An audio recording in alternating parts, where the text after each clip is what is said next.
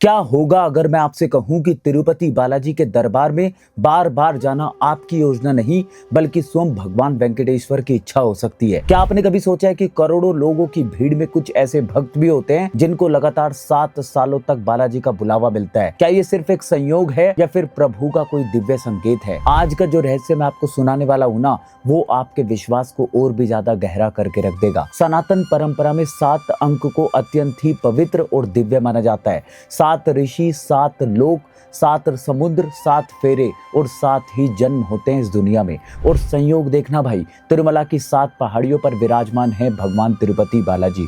मान्यता है कि जब किसी भक्त को लगातार 7 सालों तक तिरुपति बालाजी के दर्शन का बुलावा मिलता है ना, तो ये केवल एक भक्त की इच्छा नहीं होती, ये भगवान की इच्छा मानी जाती है। कहा जाता है कि लगातार 7 सालों तक हर साल तिरुमला पहुंचना एक साधारण घटना नहीं मानी जाती। ये संकेत हो सकता है कि भगवान आपके जीवन को किसी बड़े आध्यात्मिक परिवर्तन की ओर लेकर जा रहे हो सकता है कि प्रभु आपके कर्मों को शुद्ध कर रहे हो, आपकी प्रार्थनाओं को सुन रहे हो, या फिर आपको किसी बड़े संकट से बचा रहे हो जिनके बारे में आपको स्वयं भी पता नहीं होता है। कई भक्तों का अनुभव है कि जिस वर्ष उन्हें बार बार तिरुपति जाने का अवसर मिलता है ना, उनके जीवन में अद्भुत परिवर्तन होते हैं। किसी को रोजगार मिलता है तो किसी का व्यापार बढ़ जाता है, किसी के घर में सुख समृद्धि आती है और किसी को मानसिक शांति प्राप्त हो जाती है। कल्पना करिए कि पृथ्वी पर करोड़ों लोग हैं, लाखों लोग तिरुपति जाने की इच्छा रखते हैं, लेकिन यदि किसी व्यक्ति को लगातार 7 सालों तक हर साल तिरुपति बालाजी के चरणों में जाने का अवसर मिले, तो ये केवल एक यात्रा नहीं मानी जाती,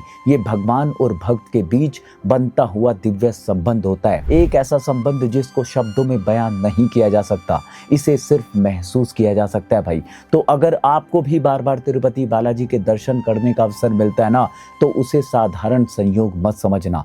हो सकता है कि ये वेंकटेश्वर स्वामी आपको अपने और करीब बुला रहे हो सकता है कि आपके जीवन पर उनकी विशेष कृपा बरस रही और हो सकता है कि आपकी प्रार्थना का उत्तर आपको धीरे धीरे मिल रहा हो।